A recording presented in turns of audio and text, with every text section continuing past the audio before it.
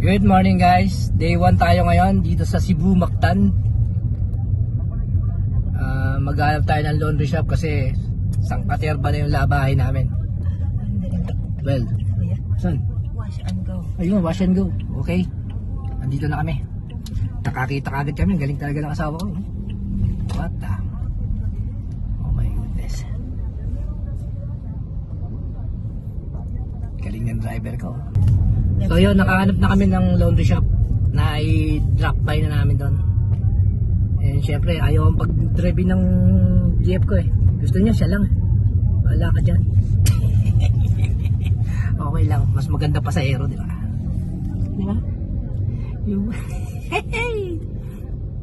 Day 1 natin ngayon dito sa Mactan, Cebu. After this, Bohol naman. Kung nasaan yung mga kapatid kong tertiary.